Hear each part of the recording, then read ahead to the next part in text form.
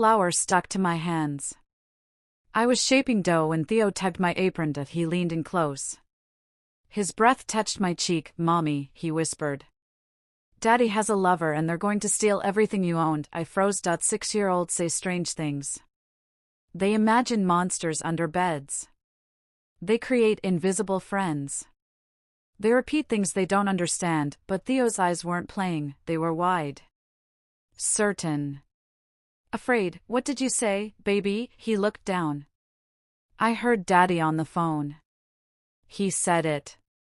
He said you won't know until it's too late." My throat went dry. I wanted to laugh it off. I wanted to ruffle his hair and tell him he misunderstood. But something in his voice made my hands shake. "When did you hear this?" "Last night. When you were asleep." Daddy was in the office with the door opened. I knelt down to his level.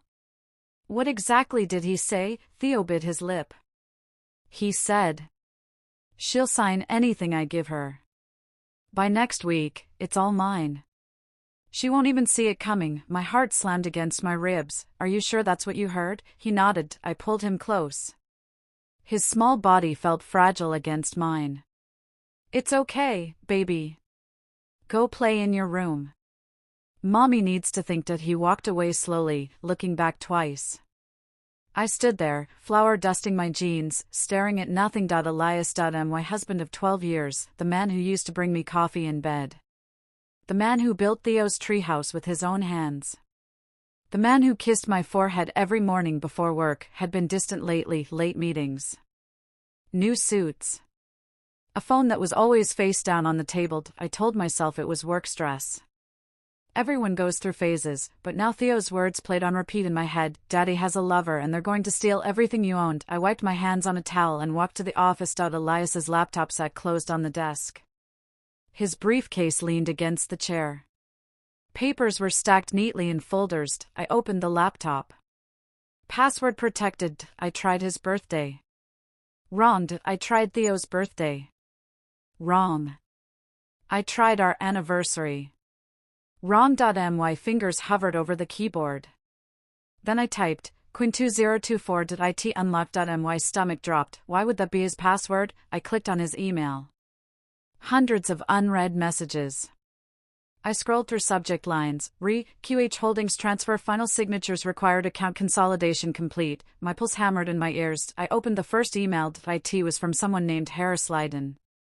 Financial advisor, Elias, the retainer cleared. Lenora's signature is on file for the liability transfer. Once she signs the final release, we can move everything under your name.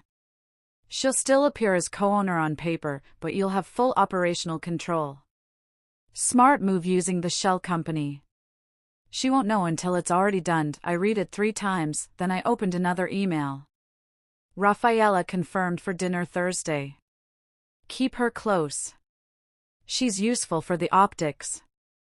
If Lenora gets suspicious, the affair angle will keep her distracted while we finalize everything. My vision blurred. I clicked on the next one. Quinn Holdings LLC is now registered. Lenora Hale listed as inactive beneficiary. You're listed as managing partner. Congratulations. You just acquired your wife's business without her knowing it. I slammed the laptop shut. My hands were trembling. I couldn't breathe. Theo wasn't imagining things. He wasn't confused. He heard the truth. Elias wasn't just cheating on me. He was stealing from me. I grabbed my phone and opened our joint bank account. A wire transfer had cleared 2 days ago. $15,000. Description: QH Holdings, legal retainer. I never authorized that. I scrolled further. Another transfer, $8,500. Quinn Holdings LLC, filing fees, another, $12,000. Harris Leiden Financial Services, consultation, over $50,000 had left our account in the past 3 weeks, and I hadn't noticed, because I trusted him. I walked back to the kitchen. Theo was sitting at the table, coloring. He looked up at me. Did I do something bad, Mommy? I shook my head. No, baby. You did something very, very good. He smiled a little. I kissed the top of his head, then I went to my bedroom and locked the door. I sat on the edge of the bed, staring at my reflection in the mirror across the room. Lenora Hale. 45 years old, baker. Mother.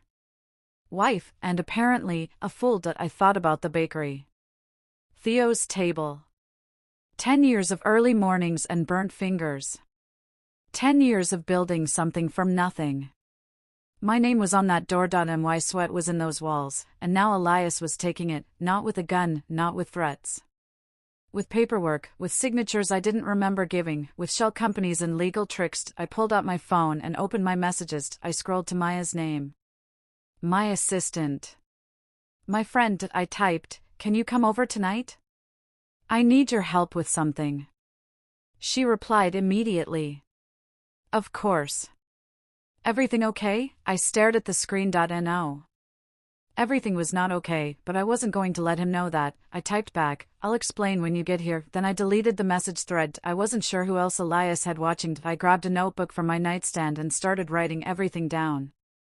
The emails. The transfers. The dates. The names. Harris Leiden. Rafaela Ortiz. Quinn Holdings. Every detail mattered now, because if Elias thought I was going to roll over and let him take everything I built, he was wronged. I wasn't just a baker, I wasn't just a wife, I was a mother protecting her child, and I was about to become his worst nightmare. I heard the front door open. Elias's voice called out. Len? I'm home. I closed the notebook and slid it under the mattress. I wiped my eyes. I walked out of the bedroom, smiling. Hey, honey. How was your day? He kissed my cheek. He smelled like cologne I didn't recognize. Long, he said. But good. What's for dinner? Chicken. Your favorite. He grinned. You're the best. I watched him walk to the living room and collapse on the couch. He had no idea I knew. He had no idea his son had just blown apart his entire plan, and he definitely had no idea that I wasn't going to cry about this. I was going to fight. I woke up at 4 a.m. same as every day for the past 10 years. Theo's table didn't run itself. I threw on jeans and a hoodie. Elias was still asleep. I didn't kiss him goodbye. The bakery sat on the corner of Maple and 3rd.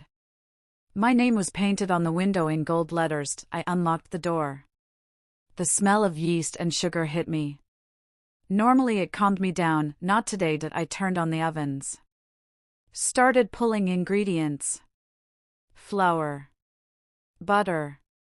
Eggs. My hands moved on autopilot while my brain screamed. Maya arrived at 5:30 a.m. She tied her apron and looked at me. You okay? No, she stopped. What happened? Not here. Later. We worked in silence. Croissants. Muffins. Sourdough loaves. Customers started lining up at 6 a.m. Mrs. Peterson ordered her usual cinnamon roll. Mr. Kapoor grabbed 2 coffees and a bagel. Everyone smiled. Everyone chatted. Nobody knew my life was falling apart. By 9 a.m., the rush died down. Maya pulled me into the back room. Talk. I told her everything. The whisper. The emails. The transfers. Her face went pale. Len. That's fraud. I know. You need a lawyer. I know. What are you going to do? I didn't answer right away. Then I said, I need to see the business account. Right now. We logged into the bakery's bank portal on my laptop. I scrolled through transactions. Everything looked normal at first, then I saw it. A payment rerouted to an account I didn't recognize. Then another. My supplier payments.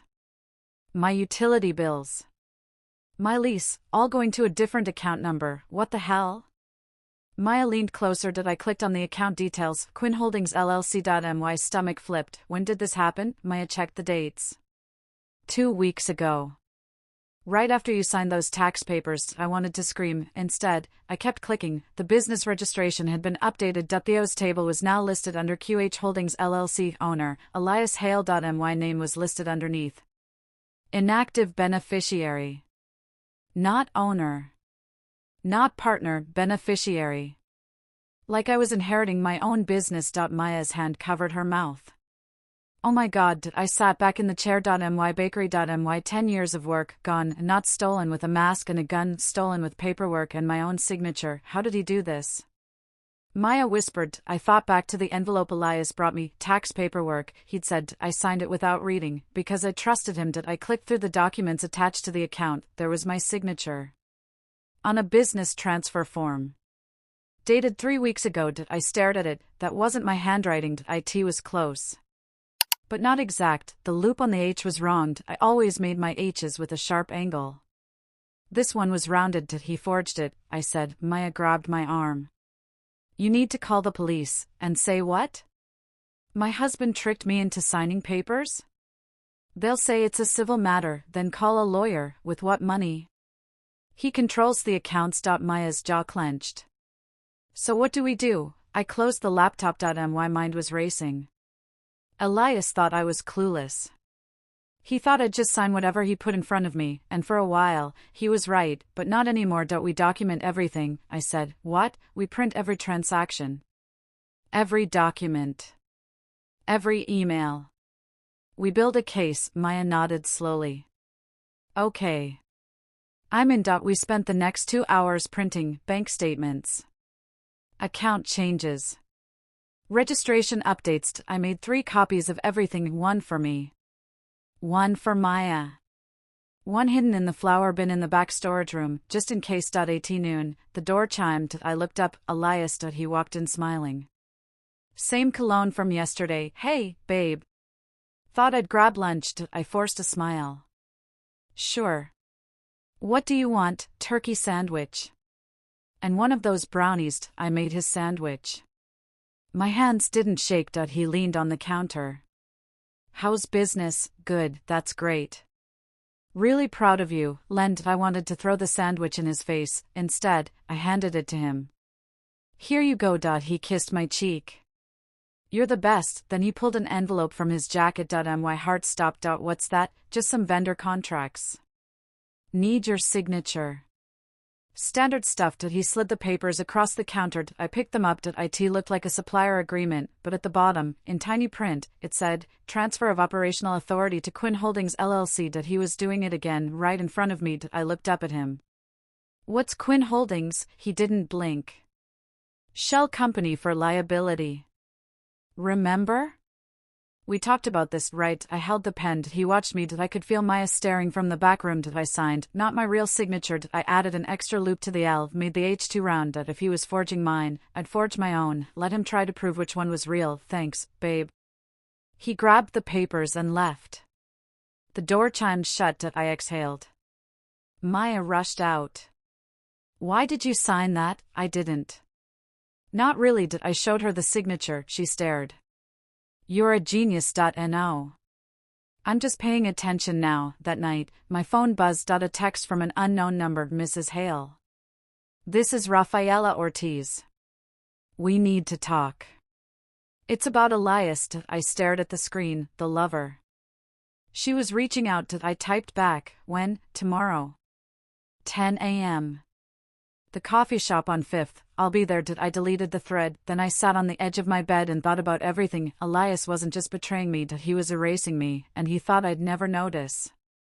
But Theo noticed, and now I noticed, and soon, Elias would notice something too, that I wasn't the same woman who signed papers without reading them. I was the woman who built a business from nothing, and I wasn't going to let him take it, not without a fight. I sat in my car outside the coffee shop on 5th. 10 a.m. Rafaela Ortiz was already inside. Red coat. Dark hair pulled back. She looked nervous. I almost didn't go in. Part of me wanted to drive away. Pretend I never got the text, but I needed answers. I walked inside. She looked up. Our eyes met. She stood. Mrs. Hale. Thank you for coming. I didn't sit. Why did you text me, please? Just 5 minutes. I slid into the booth across from her. She had a coffee in front of her. Untouched. Her hands were shaking. I don't know how to say this, she started. Just say it. She took a breath. Elias told me you two were separated. He said you were filing for divorce. He said you agreed to split everything quietly. My jaw tightened. We're not separated. Her face crumbled. I know that now. How long? 3 months. We met at a charity event. He was charming. Attentive. He said he was starting a new business and needed help with legal filings. Legal filings, she nodded. I'm a paralegal. I work for a firm downtown. He asked me to notarize some documents. Said it was for tax purposes. I didn't think anything of it. My heart pounded. What documents? She pulled a folder from her bag. Slid it across the table. I opened it. Business registration forms. Transfer agreements. Signature authorizations, all notarized by Rafaela Ortiz, all with my name on them. I didn't know, she whispered. I swear I didn't know. I flipped through the pages. My signature was on every one. But I never signed these. He forged them, she nodded. I think so. I compared them to other documents last night. The handwriting doesn't match perfectly. I looked up at her. Why are you telling me this? Her eyes filled with tears. Because I'm not a homewrecker. I'm not a thief. And I don't want to be part of whatever he's doing to you. I believed her. She wasn't the villain here. She was another pawn. What else do you know? I asked. She wiped her eyes. He's been seeing someone else too. A financial advisor named Harris Leiden. They meet every week. Elias told me Harris was helping him streamline assets before the divorce, but there is no divorce, I know. Her voice cracked. I feel like such an idiot. I closed the folder. You're not an idiot. You're a victim. Just like me. She looked at me. What are you going to do? I'm going to stop him. How? I don't know yet. But I will. She reached into her bag again. Pulled out her phone. I saved everything. Texts. Emails. Voicemails. I thought I was saving them because I cared about him. Now I know I was saving evidence. She slid the phone across the table. I scrolled through the messages. Rafaela, can you notarize this form? It'll help Lenora with her taxes. Baby, I need you to file this amendment. Trust me, it's for her benefit. Once this is done, we can finally be together. Just a few more signatures. My stomach turned. Every sweet word was wrapped around a transaction. Every compliment was bait for another document. Then I saw a message from 2 weeks ago. By Monday, it'll all be mine. She won't even know what hit her. I stared at the screen. Monday, that was 4 days from now. Can I take screenshots? I asked. Take the whole phone. I already backed everything up. I looked at her. Why are you helping me? Her voice was steady now. Because he used me. And I don't let people use me twice. I left the coffee shop with her phone and the folder. My mind was spinning. Elias wasn't just cheating, he was running a con, and Rafaela wasn't the lover, she was the notary. The whole affair was a distraction. He wanted me to focus on the betrayal of infidelity while he quietly stole everything I owned. I drove to the bakery. Maya was wiping down tables. Where have you been? She asked. I handed her the phone and the folder. She read through everything. Her face went white. Len. This is bad, I know. No. I mean, this is really bad.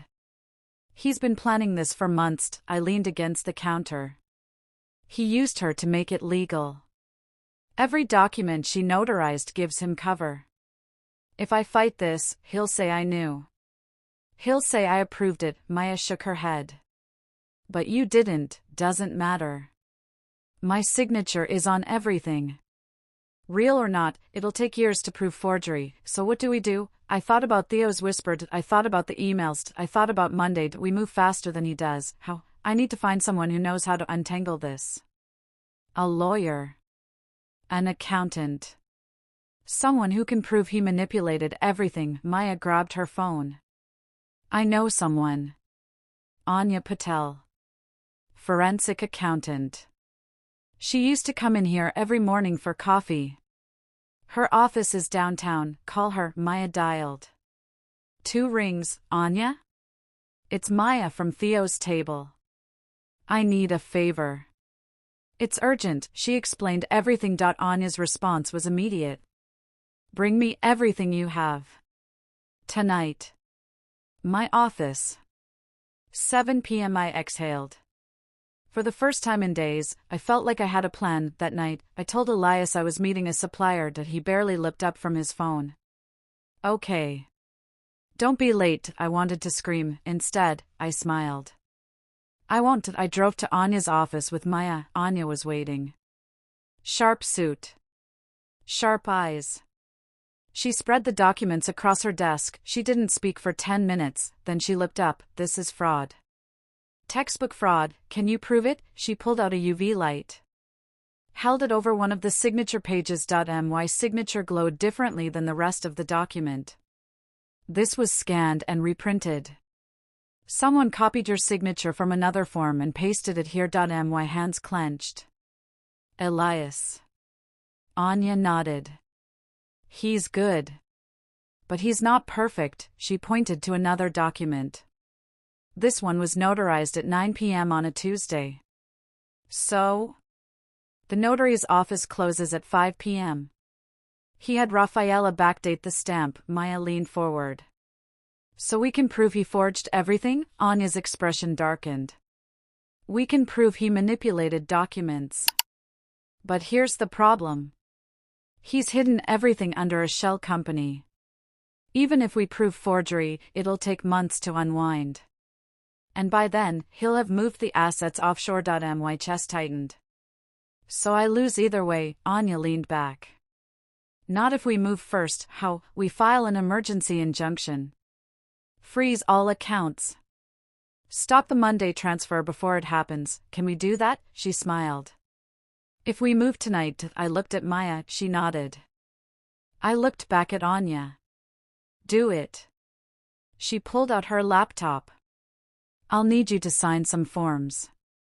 Real signatures this time. I signed. This time, I read every word. Anya worked fast. By midnight, she had filed an emergency motion to freeze all accounts tied to Quinn Holdings. It'll hit the court in the morning, she said. If the judge approves it, everything stops. No transfers. No withdrawals. Nothing. What if the judge doesn't approve it? Anya looked at me. Then Monday happens. And you lose everything. I didn't sleep that night. I sat at my kitchen table with every document spread out in front of me. Bank statements. Emails. Notarized forms.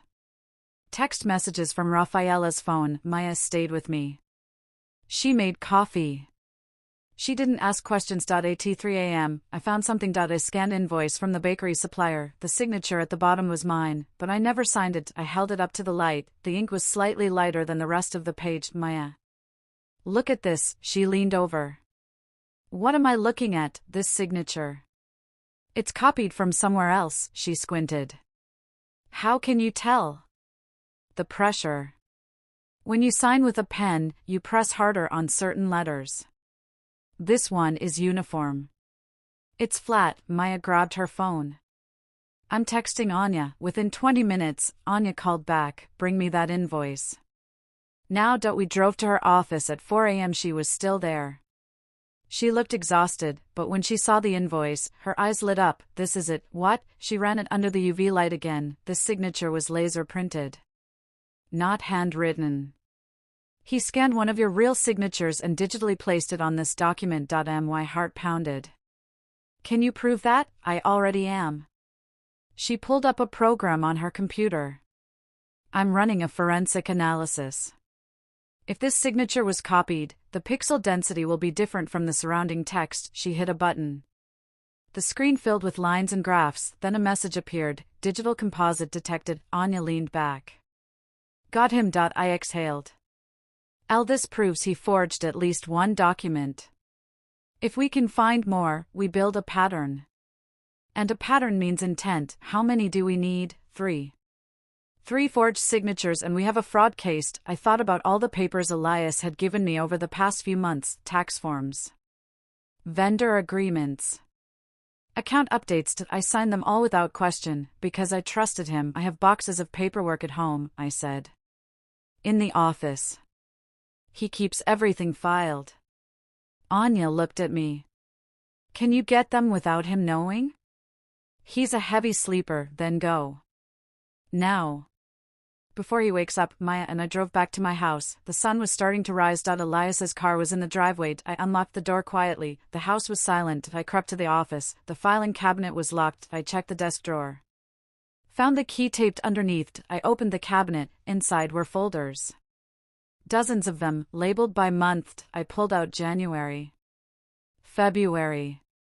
March. Each one had documents with my signature. I didn't remember signing half of them. I grabbed everything and stuffed it into a duffel bag. Then I heard footsteps. Elias. I froze. Len? What are you doing? I turned. He stood in the doorway. Hair messy. Shirtless. I held up a folder. Looking for the tax return. I need it for the bakery's accountant. He stared at me. At 5 a.m.? Couldn't sleep. Figured I'd get it done. He walked closer. I could feel my pulse in my throat. He looked at the duffel bag. What's in there? Old invoices. I'm organizing. He reached for the bag. I pulled it back. Elias. It's just paperwork. His eyes narrowed. Then why are you acting weird? I'm not. You are. We stared at each other. Then his phone buzzed. He looked at the screen.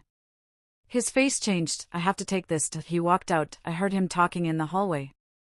His voice was low. Tensed, I grabbed the duffel bag and left. Maya was waiting in the car. Drive, I said. She peeled out of the driveway. I looked back. Elias was standing in the doorway. Watching. He knew something was wrong. We went straight to Anya's office. She went through every document. By 8 a.m., she had found 4 more forged signatures, all digitally placed, all on documents that transferred authority away from me. This is enough, she said. We have a fraud case. Elle slumped in the chair. So what happens now? Now we wait for the judge. If the injunction gets approved, Elias can't touch anything. Then we file criminal charges, and if it doesn't get approved, Anya didn't answer. My phone buzzed. A text from Elias. We need to talk. Now. I showed it to Anya. She shook her head. Don't respond. Don't engage. Let him panic. What if he moves the money anyway? He can't. Not yet. The transfer is scheduled for Monday. We still have time. I wanted to believe her, but I knew Elias. He always had a backup plan. Another text came through. I know what you're doing, Len. You're making a mistake, then another. You can't win this. I have lawyers. I have everything documented. You'll lose the bakery. You'll lose Theo. You'll lose everything. My hands shook. Maya grabbed the phone. Stop reading them, but I couldn't stop. Another text. Last chance. Meet me at the house. We can fix this. Or I burn it all down. Anya looked at me. He's bluffing. What if he's not? Then we move faster. She picked up her phone and called someone. Jerome? It's Anya. I need you. Now. She hung up. Who's Jerome? The best lawyer I know. If anyone can stop Elias, it's him. 20 minutes later, a man walked in. Older. Gray hair. Sharp suit. He looked at the documents spread across Anya's desk. He didn't say anything for 5 minutes. Then he looked at me. Mrs. Hale. Your husband is trying to steal your business. But he made one critical mistake. What? He underestimated you. Jerome picked up one of the forged invoices. This signature. It's not just forged. It's fraudulent. And fraud voids every contract it touches. He smiled. We're not just stopping him. We're destroying his entire plan. I felt something I hadn't felt in days. Hope, what do we do? Jerome opened his briefcase. We go to war. Jerome worked through the weekend. By Sunday morning, he had a strategy. We hit him from 3 angles, he said. Legal. Financial. Criminal. We sat in Anya's office. Me. Maya. Anya. Jerome. A war room. Jerome laid out papers on the desk. First, we file for an emergency restraining order against any asset transfers. That stops Monday's move. Will it work? I asked. If we can prove immediate harm, yes. And we can. These forged signatures show intent to defraud, Anya added. Second, I'm filing a complaint with the state registrar. Quinn Holdings was registered using fraudulent documents. That makes the entire company invalid. And third? Maya asked. Jerome's eyes hardened. We go after Harris Leiden. He's the financial advisor who set this up. If we can prove he knowingly helped Elias commit fraud, he loses his license. Maybe worse. I leaned back. This is really happening. It is, Jerome said. But you need to be ready. Elias will fight back. Hard, I know. He'll try to discredit you. He'll say you're unstable. That you're lying. That you approved everything, let him try. Jerome smiled slightly. Good. Because we're filing everything tomorrow morning. 8 a.m. sharp. I went home that night. Elias was in the living room, watching TV. He looked up when I walked in. Where have you been? Bakery. Had to prep for tomorrow. On a Sunday, big week coming up. He stared at me. I didn't blink. Everything okay, Len? He asked. Fine. You've been acting strange, have I? He muted the TV. Talk to me. I sat down across from him. What do you want me to say? I don't know. You've been distant. I almost laughed. He was the one stealing from me, and he was accusing me of being distant. I'm just tired, I said. Maybe you should take a break. Let me handle the bakery for a while. There it was. He wanted control. I'm fine, Elias. I'm serious. You work too hard. Let me help. You've helped enough. His jaw tightened. What's that supposed to mean? Nothing. I'm going to bed. I walked upstairs. My phone buzzed. A text from Jerome. Stay calm. Tomorrow changes everything. I didn't respond. I just sat on the edge of the bed and breathed. Monday morning came fast. I woke up at 5 a.m. Elias was still asleep. I got dressed quietly. Jeans. Sweater. Boots. I looked at myself in the mirror. I didn't look like a woman who was about to lose everything. I looked like a woman who was about to fight. I left the house before Elias woke up, met Jerome and Anya at the courthouse. 8 a.m. we walked in together. Jerome filed the emergency restraining order. The clerk stamped it. Judge will review it within the hour, she said. We waited. I paced the hallway. Anya sat calmly. He's going to approve it. How do you know? Because the evidence is overwhelming. And judges don't like fraud. At 9:15 a.m., the clerk came back. Motion approved. All accounts frozen pending investigation. I exhaled. Jerome shook my hand. Phase 1 complete. My phone buzzed. A text from Elias. What did you do? Then another. Lenora. Call me. Now, then another. You're making a huge mistake. I turned off my phone. Jerome looked at me. He knows. Good. We left the courthouse, drove straight to the state registrar's office. Anya handed them a folder. We're filing a complaint against Quinn Holdings LLC. Fraudulent registration. The clerk took the folder. Flipped through it. Her eyes widened. This is serious. We know. We'll open an investigation immediately. How long will that take? 48 hours for preliminary findings. Anya nodded. That's all we need. We left. Next stop, Harris Leiden's office. Jerome walked in first. Harris was sitting at his desk. Phone to his ear. He saw us and hung up. Can I help you? Jerome handed him a subpoena. You're being investigated for aiding in financial fraud. We'll need all records related to Quinn Holdings and Elias Hale. Harris's face went white. I don't know what you're talking about. You will. You have 24 hours to comply. We left. Harris didn't follow us. I felt powerful. For the first time in weeks, I wasn't reacting. I was acting. We went back to the bakery. Maya was waiting. How'd it go? We won. For now, she hugged me. I almost cried, but I didn't. I couldn't. Not yet. My phone buzzed again. I turned it on. 15 missed calls from Elias. 10 texts. All saying the same thing. You ruined everything. You're going to regret this. I'll take Theo. I'll take the house. I'll take it all. I showed Jerome. He smiled. He's panicking. That's good. What if he actually tries to take Theo? He can't. Not without a custody order. And right now, he's under investigation. No judge will side with him. I wanted to believe that, but Elias was unpredictable. That night, I picked Theo up from school. He climbed into the car. Hi, Mommy. Hi, baby. How was your day? Good. Where's Daddy? He's working. Is he still mad? I looked at him. Mad about what? He was yelling on the phone this morning. I heard him. My chest tightened.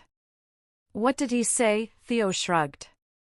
Something about you breaking the rules. I pulled over. Theo. Listen to me. Daddy and I are having some grown-up problems. But none of it is your fault. Okay, he nodded, and no matter what happens, I will always protect you. I know, Mommy. I hugged him, then I drove home. Elias's car was in the driveway. I took a breath, walked inside. He was standing in the kitchen, arms crossed. We need to talk, not in front of Theo. He's in his room. I set my bag down. What do you want, Elias? I want you to drop this. Whatever you're doing. Stop. No, his eyes flashed. You don't understand what you're doing. I understand perfectly. You tried to steal my business. I was protecting us. By forging my signature, he stepped closer. You don't know the whole story, then tell me. He hesitated. I'm in debt, Len. Deep debt. I made some bad investments. I needed to restructure everything or we'd lose it all. I stared at him. So you decided to steal from me? I wasn't stealing. I was consolidating, without telling me, because you wouldn't have understood. I laughed. Bitter. Cold. You're right. I wouldn't have understood. Because it's fraud, it's survival. It's betrayal. He slammed his hand on the counter. I did this for us, you did this for you. Silenced. He looked at me, really looked at me. You've changed, he said quietly. No. You just finally noticed. I walked upstairs. He didn't follow. That night, I had copies of every document in 3 places. One in the bakery, one at Maya's house, one in a safe deposit box. If Elias wanted to fight, I was ready, because I wasn't just fighting for my business anymore. I was fighting for my son, and I'd burn everything down before I let him win. Tuesday morning, Jerome called. We need one more thing. What? A recording. His own words admitting what he did. How do I get that? You call him. Ask about the accounts. Act like you're confused, not suspicious. Get him to explain the transfers. My stomach turned. He'll know something's up, not if you play it right. You've been married 12 years. You know how to talk to him. I hung up, stared at my phone. Could I do this? Trick my own husband into confessing? I called Maya. I need you here. For moral support, she arrived 10 minutes later. Jerome was already at the bakery. He set up a recording device on the counter. When you call, put it on speaker. Stay calm. Don't accuse him of anything. Just ask questions. I nodded. My hands were shaking. I dialed Elias. 2 rings. Len? What's wrong? Nothing's wrong. I just had a question. About what? The accounts. You said you were moving things around for taxes. Did you finish? Silence. Why are you asking? Because I got a notice from the bank. Something about Quinn Holdings. I just want to make sure everything's okay. More silence. Then he sighed. It's fine. Harris is handling it, but what exactly did he do? He restructured the business under a parent company. It's standard.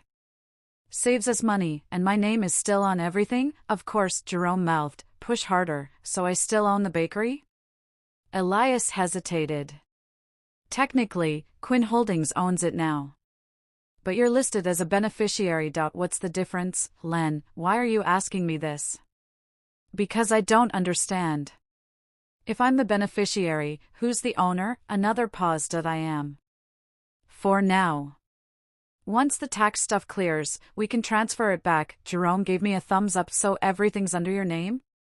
Temporarily. Harris said once you sign the final release, it'll be easier to manage. Then after tax season, we'll fix it. The final release? I don't remember signing that. His voice shifted. Colder. You will. This week, but I haven't seen any paperwork. I'm bringing it tonight. Just trust me, Len. And I do trust you. I just want to understand, then stop asking questions and sign when I tell you to. Silence. Jerome mouthed. Perfect. Okay, I said. I'll sign it. Good. I'll see you tonight. He hung up. I set the phone down. My hands were still shaking. Jerome smiled. That was perfect. He admitted everything he did. And now we have proof. Maya exhaled. That was intense. Jerome unplugged the recorder. This recording shows intent. He admitted he owns the business. He admitted you're just a beneficiary. And he admitted he's planning to have you sign more documents. Is that enough? More than enough.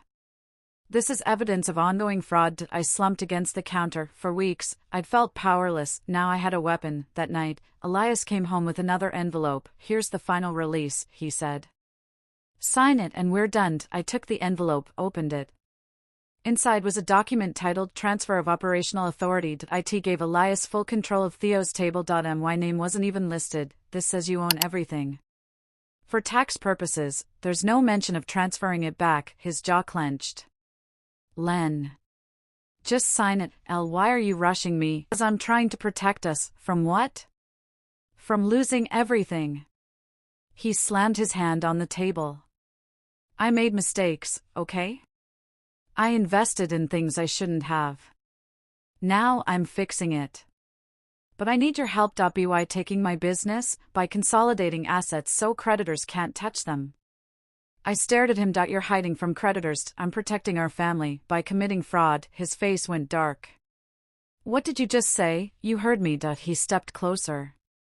Who have you been talking to? No one. You're lying. I'm not signing this. Elias, yes. UARE.no. I'm not. He grabbed the pen.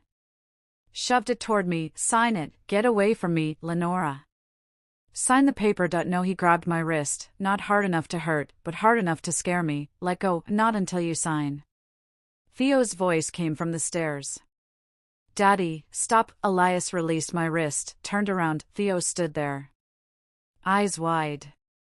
Scared. Elias's expression softened. Buddy. Go back to your room. You're hurting Mommy. I'm not hurting her. We're just talking. You grabbed her. Elias looked at me, then back at Theo. I'm sorry. I didn't mean to. Theo ran to me. I held him. Elias picked up the envelope. We'll talk about this later. He left, slammed the door behind him. I held Theo tight. Are you okay, Mommy? I'm okay, baby. Is Daddy going to hurt you? No. He won't, but I wasn't sure anymore. The next morning, I filed for a restraining order. Jerome submitted the recording as evidence. By noon, a judge approved it. Elias was ordered to stay 50 feet away from me and Theo. He couldn't come to the house. He couldn't come to the bakery. He couldn't contact me unless it was through a lawyer. When the sheriff served him the order, Elias called. I didn't answer. He left a voicemail. You just made the biggest mistake of your life. I saved it, sent it to Jerome, add it to the file, I said. Jerome laughed. He's digging his own grave. That night, I changed the locks, put Theo to bed, sat in the kitchen with a cup of tea. For the first time in weeks, the house was quiet. No yelling, no threats, just silence, and in that silence, I realized something. I wasn't scared anymore. I was angry. And anger was fueled. I pulled out my laptop, opened a blank document. Started typing. LA timeline, every lie Elias told, every document he forged, every dollar he stole. By midnight, I had 20 pages. I sent it to Jerome. He replied immediately, this is a prosecutor's dream. If we push for criminal charges, he's done. I stared at the screen. Did I want to send my husband to jail, the father of my child? Then I thought about Theo's face when Elias grabbed my wrist. I thought about the whisper that started all of this. Mommy, Daddy has a lover and they're going to steal everything you own. Theo was right. Elias wasn't just stealing my business, he was stealing my peace. My safety. My future, and I couldn't let that stand. I typed back to Jerome, file the charges. He responded, consider it done. I closed the laptop, walked upstairs, checked on Theo. He was asleep. Peaceful. I kissed his forehead. I'm going to fix this, baby. I promise, and I meant it, because the thief didn't just underestimate me. He forgot who I was. I built a business from nothing. I survived 10 years of early mornings and late nights, and I sure as hell wasn't going to let him take it, not without a fight. Saturday morning started quiet, too quiet. I was at the bakery by 5 a.m. Maya arrived at 6. You look exhausted, she said. I am. When's the last time you slept? Can't remember. She handed me coffee. Drink this. You need energy for Monday. 2 days away, the day Elias planned to finalize everything, the day I planned to destroy him. The door chimed. I looked up. Elias, he wasn't supposed to be here. The restraining order said 50 feet, but here he was. Standing in my bakery. You need to leave, I said. We need to talk, through lawyers. That's what the order says. He stepped closer. I don't care what the order says. Maya pulled out her phone. I'm calling the police. Go ahead. Elias didn't even look at her. His eyes were locked on me. You've been snooping, he said. I've been checking my business, our business. My business. You stole it. He slammed a folder on the counter. Inside were copies of every document, business registrations, transfer agreements, notarized signatures, all perfectly organized, all perfectly legal looking. This is what you're fighting? He asked. These are legitimate documents. Signed by you. Notarized by a licensed professional. Filed with the state. I looked at the papers. My signature was on every one. You forged these. Prove it. I will. He laughed. Cold. Bitter. Len. You can't win this. Even if you fight, you'll lose. Customers will find out. They'll think you're unstable. The business will tank. You'll lose money. Reputation. Everything. I stared at him. This man I married, this man I trusted, this man I built a life with. He was threatening me. I end my own bakery. You don't understand, Elias, I said quietly. You already lost me. His face changed. For a second, I saw something, regret, maybe. Or just fear that his plan was falling apart. I'm trying to save us, he said. You're trying to save yourself. That's not true. Then why didn't you tell me about the debt? Why didn't you ask for help? Because you wouldn't have understood. I would have tried. No. You would have panicked. You would have made it worse. I shook my head. You didn't give me the chance. Sirens wailed outside. Two police officers walked in. Sir, you need to leave, one of them said. Elias picked up the folder. This isn't over, Len. Yes. It is. They escorted him out. I watched through the window as they put him in the back of the patrol car. Not arrested, just removed. Maya hugged me. You okay? Yeah, that was intense. I know. My phone buzzed. A text from Jerome. Heard what happened. Bring me that folder. Now, I grabbed the folder and drove to his office. Jerome spread the papers across his desk. He didn't speak for 10 minutes, just read, then he started marking things with a red pen. What are you looking for? I asked. Inconsistencies. He flipped to a notarized document, squinted at the stamp. What's the date on this? March 14th. He pulled out his phone. Typed something, then looked up. March 14th was a Sunday. So notary offices don't operate on Sundays.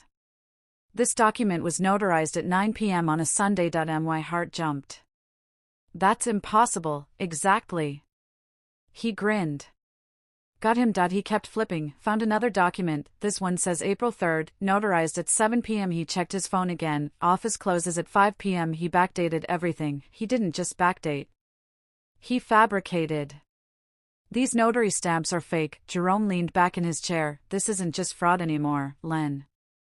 This is forgery. Criminal forgery. What does that mean? It means if we file charges, he's looking at jail time. Real jail time. I sat down. Jail. Elias could go to jail. Part of me felt sick. The other part felt relieved. What do we do? I asked. We file Monday morning. Same day he planned to finalize the transfers. Anya walked in. I just got off the phone with the state registrar. They confirmed Quinn Holdings used fraudulent documents. They're opening a criminal investigation. Jerome looked at me. This is happening. Fast. How fast? By Monday afternoon, Elias will be facing multiple felony charges. I exhaled. It was real, all of it. Are you ready for this? Anya asked. I don't know, you have to be. Because once we file, there's no going back. He'll fight. He'll drag you through the mud. He'll try to make you look like the villain. Let him try. Jerome smiled. That's what I wanted to hear. We spent the rest of the day preparing affidavits. Witness statements, financial records, forensic analysis of the forged signatures. By 8 p.m., we had everything. A case so airtight, even the best lawyer couldn't break it. I drove home. Theo was with my mom for the weekend. I told her I needed time to handle some things. She didn't ask questions. The house was empty. I walked through each room, the living room where Elias and I used to watch movies. The kitchen where we cooked together, the bedroom where we used to talk for hours, all of it felt like a different life. I sat on the couch, pulled out my phone, scrolled through old photos, our wedding day. Theo's birth. Family vacations. We looked happy. Were we ever really happy, or was I just blind? My phone buzzed. A text from an unknown number. You're making a mistake. Drop this and I'll make sure you keep the bakery. Keep fighting and you lose everything. Including Theo. I stared at the screen. He was threatening me. Again, I forwarded the text to Jerome. He replied immediately, save that. It's witness intimidation. We're adding it to the file. Set my phone down, took a breath. Tomorrow was Sunday, Monday, everything would change. I walked upstairs, pulled out a suitcase, started packing Elias's things. Clothes. Shoes. Toiletries. If he ever came back, he wouldn't stay. By midnight, the suitcase was packed. I dragged it to the front door. Then I walked back upstairs, lay down on the bed, stared at the ceiling. 2 days until I either got my life back or lost everything. I closed my eyes, but I didn't sleep. Sunday passed in a blur. I stayed at the bakery, baked, cleaned, organized, anything to keep my mind off. Monday, Maya stayed with me. We didn't talk much, just worked. At 6 p.m., Jerome called, everything's ready. We file at 8 a.m. sharp. Okay, get some rest tonight. Tomorrow's going to be long. I will, but I knew I wouldn't. I went home, made dinner. Didn't eat it, sat on the couch, watched the clock. Midnight came, then 1 a.m. Then 2 a.m. At 3 a.m. I gave up trying to sleep. I showered, got dressed, made coffee. By 5 a.m. I was sitting in my car outside the courthouse. Waiting. At 7:30 a.m. Jerome and Anya arrived at early. Jerome said couldn't sleep, nervous, terrified. He put a hand on my shoulder. You're doing the right thing. I hope so. At 7:55 a.m., we walked inside. The courthouse was quiet. We took the elevator to the third floor, walked to the clerk's office. At exactly 8 a.m., Jerome handed over the files. We're filing criminal charges against Elias Hale for fraud, forgery, and witness intimidation. The clerk's eyes widened. This is a lot. We know. She stamped the documents. The judge will review this today.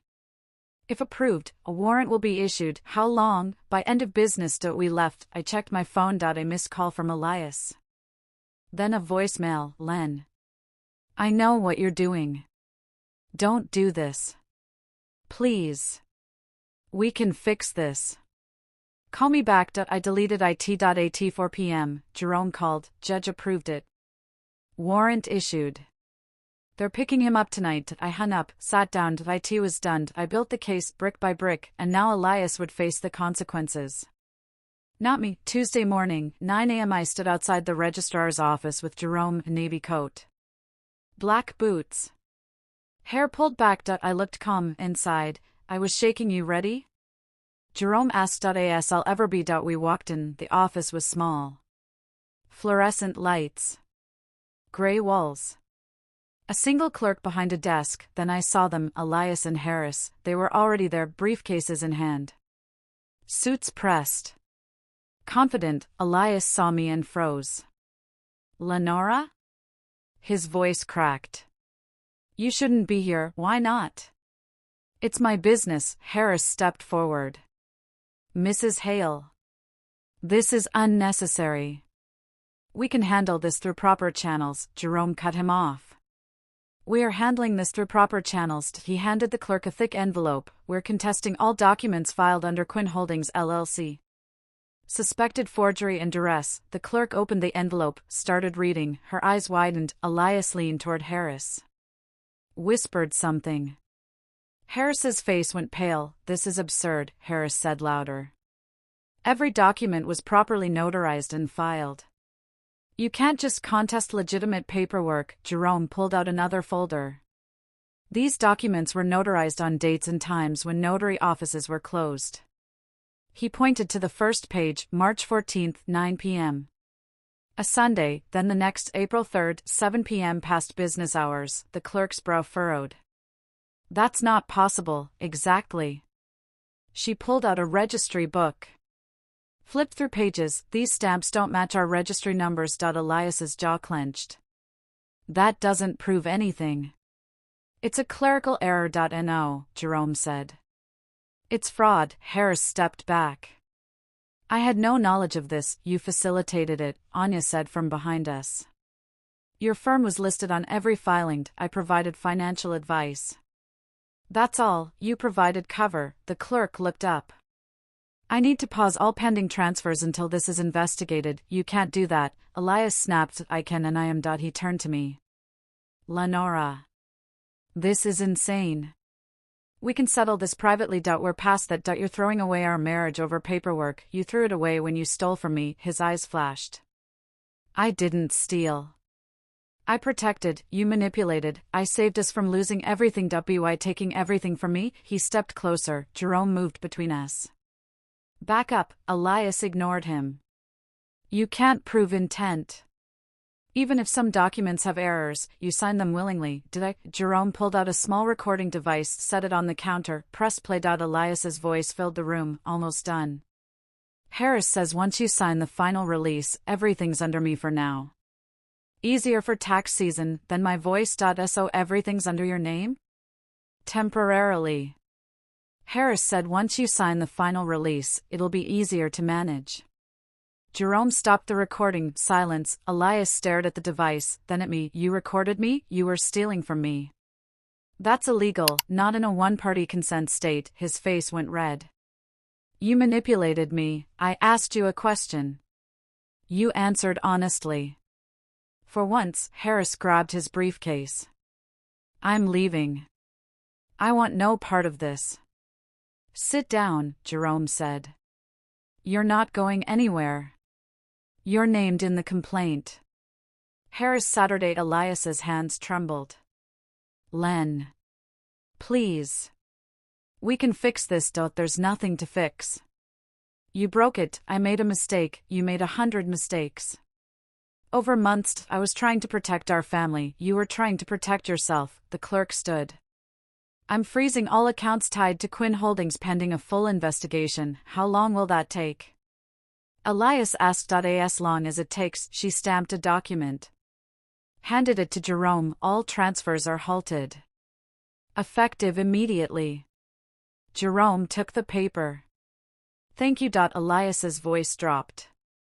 You're going to regret this. I already regret marrying you. He flinched. For a second, I saw the man I used to know, the man who brought me coffee in bed, the man who built Theo's treehouse, but that man was gone. Or maybe he was never real. You used my trust like a contract, I said. I'm rewriting it. I turned and walked out. Jerome and Anya followed. Outside, the air was cold. I could breathe again. That went well, Jerome said. Did I S it over? Not yet.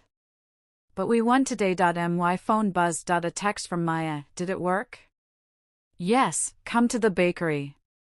We're celebrating. I smiled. For the first time in weeks. We drove to Theo's table. Maya had hung a banner. Still standing. Customers clapped when I walked in. Mrs. Peterson hugged me. We heard what you're going through.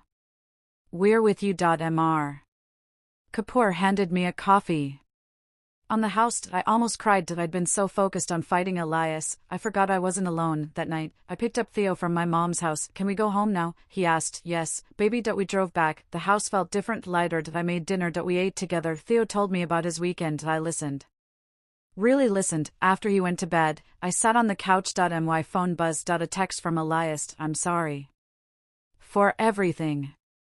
I never meant to hurt you. I stared at the message. Part of me wanted to respond. To say I forgave him. To say we could move past this, but I couldn't, because sorry wasn't enough, not after everything. I blocked his number, then I called Jerome. What's next? We wait for the investigation. If they find enough evidence, criminal charges will be filed. How long? 2 weeks. Maybe less. And the bakery? It's yours. All accounts are frozen. He can't touch anything. I exhaled. Thank you. You did this, Len.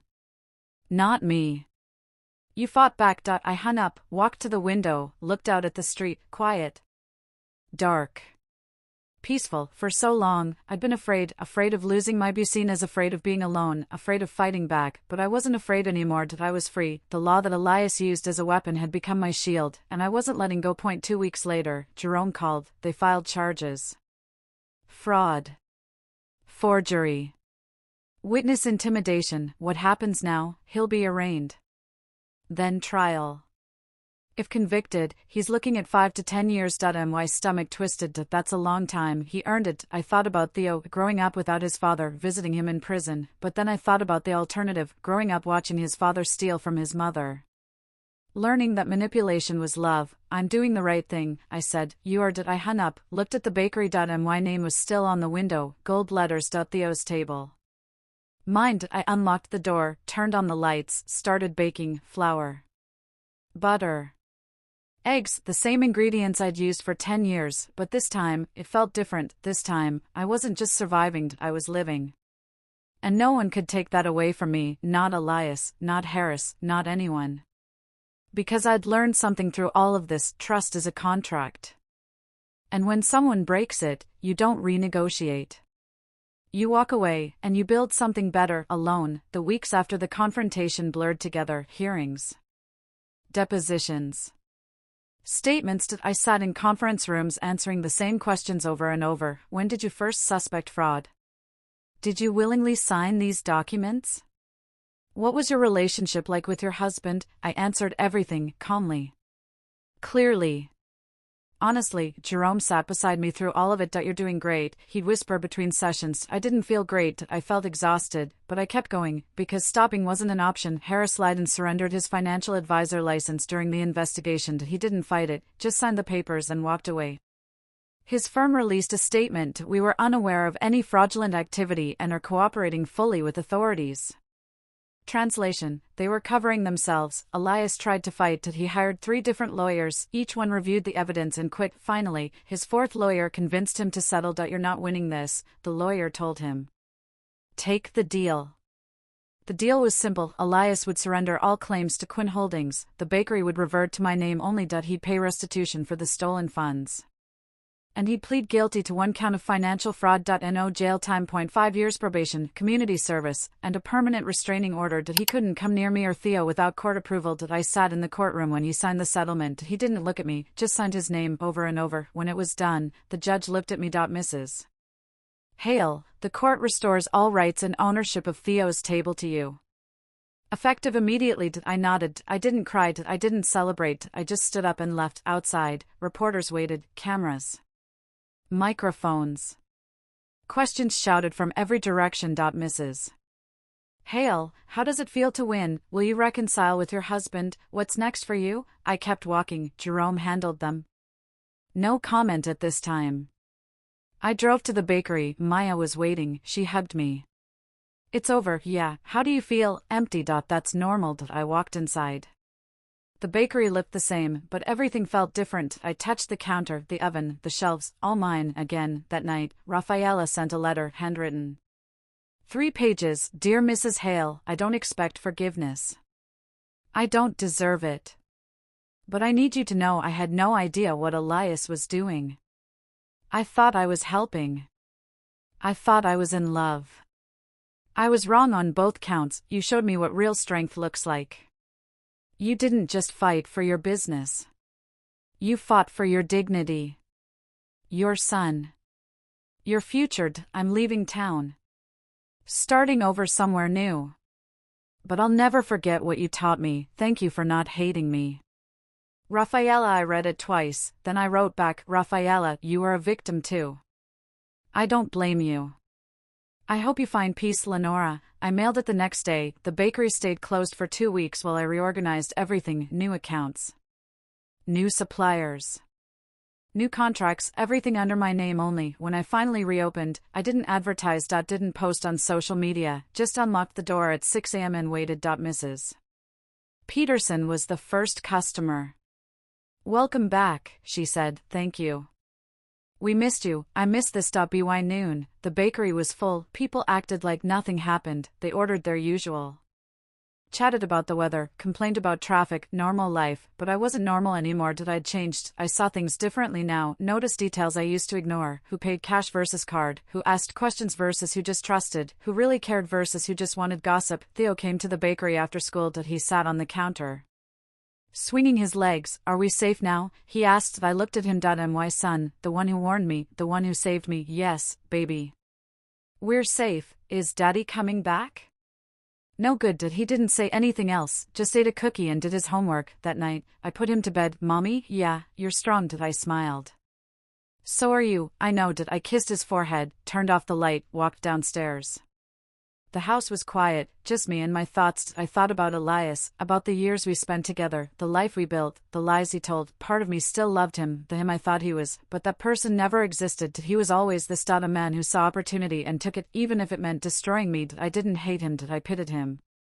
Because he lost something real for something temporary, and now he had nothing. Weeks turned into months, life settled into a rhythm. Wake up. Bake. Sell. Go home. Repeat. Theo thrived, his grades improved. He smiled more. He stopped asking about Elias, the bakery grew. I hired 2 more employees, expanded the menu, started catering events, people stopped whispering, stopped asking questions, moved on, but I didn't forget. I kept copies of everything in a safe deposit box, just in case, because I learned something important. Trust is earned, not given, and once broken, it's almost impossible to rebuild. One afternoon, a woman walked into the bakery, late 30s. Professional. Nervous. Are you Lenora Hale? I am. My name is Cassidy. I'm going through something similar. My husband is hiding assets. Forging documents. I don't know what to do. I looked at her, saw myself 6 months ago, scared. Confused. Alone. I handed her a piece of paper. Jerome's number. Anya's number. Rafaela's old firm. Call these people. Document everything. Don't sign anything without reading it twice. Her eyes filled with tears. Thank you. You're going to be okay. How do you know? Because I was you. And I survived. She left, and I realized something. Justice didn't roar. It exhaled, quietly. Slowly, but surely. I didn't need revenge. I didn't need Elias to suffer. I just needed my life back, and I got it. The bakery was mine. My son was safe. My future was mine to write. That was enough. One morning, I stood outside Theo's table. The sun was rising. The street was empty. I looked at the gold letters on the window. My name. My work. My legacy, and I smiled, not because I won, but because I survived. Betrayal didn't break me. It introduced me to my own strength, and that strength wasn't loud. It wasn't flashy. It was quiet, steady, unshakable. I unlocked the door, turned on the lights. Started baking. Flour. Butter. Eggs, the same ingredients, but a different woman, stronger, wiser, free, and no one could ever take that away from me, not Elias, not anyone, because I built it, brick by brick. Signature by signature, truth by truth, and it was mine, forever. 6 months passed, spring turned to summer, the bakery thrived. Every morning at 5 a.m., I unlocked the door, same routine, but everything felt different, lighter. Theo came with me on Saturdays. He'd stand on a stool and help decorate pastries, sprinkle sugar. Add berries. Arrange them on trays. One Saturday morning, he leaned close, same posture as before, same quiet tone, and whispered, "Mommy, you're smiling again." I stopped, looked at him. His eyes weren't scared this time, they were happy. Am I? He nodded. You smile all the time now. I pulled him into a hug. That's because of you, baby. Me, you saved us. You told me the truth when no one else would. He hugged me tighter, this time. His whisper didn't warn. It healed. I looked around the bakery, new counters. New equipment. New paint on the walls, everything rebuilt. Better than before. The bank accounts were mine, the business was mine, the future was mine. Elias sent one final letter. It arrived on a Tuesday. No return address, and signed. I held it in my hands. Part of me wanted to open it to see what he had to say, but I didn't. I walked to the fireplace, lit a match, and burned it. I watched the paper curl and blacken, watched the flames consume his words. Whatever he wanted to say didn't matter anymore. He lost the right to my attention. The ashes fell into the fireplace, and I walked away. That night, I framed something. A newspaper clipping from 3 months ago. The headline read, "Local baker uncovers business fraud scheme." There was a photo of me standing in front of the bakery, arms crossed. Smiling, I hung it on the wall behind the counter, not as a trophy. As a reminder. A reminder that I fought back, that I didn't let fear win, that I survived. Customers noticed it, some asked questions, most just nodded and ordered their coffee, but everyone knew, and I was okay with that. I wasn't ashamed, I was proud. One afternoon, Mrs. Peterson stopped by. "Lenora, I've been coming here for 10 years, I know, and I just want to say, you're an inspiration." I smiled. Thank you. My daughter is going through a divorce. Her husband is hiding money. I told her about you. About what you did. What did she say? She said if you can do it, so can she. My throat tightened. Tell her to call me. I'll help however I can. Mrs. Peterson squeezed my hand.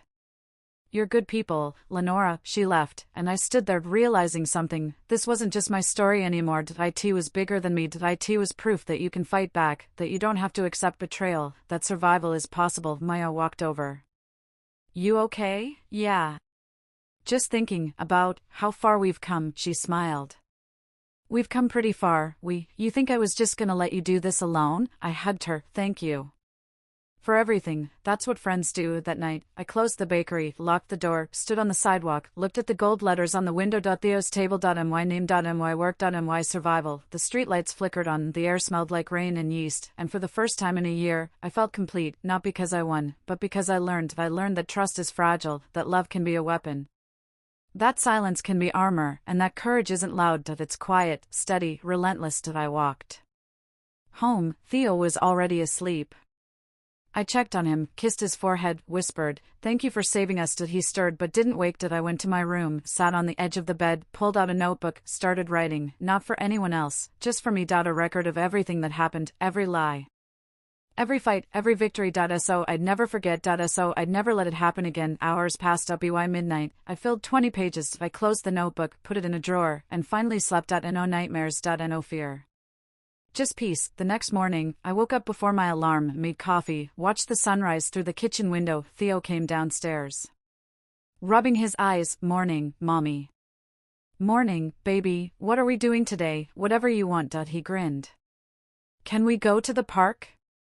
"Absolutely." We spent the day together, just the two of us. Swings, slides, ice cream, normal things I used to take for granted, things that felt like miracles now. That evening, we walked home. Theo held my hand. "Mommy, yeah, I'm glad it's just us now." I stopped walking, knelt down to his level. "Me too, baby. Are you sad about Daddy?" I thought about it, really thought. No.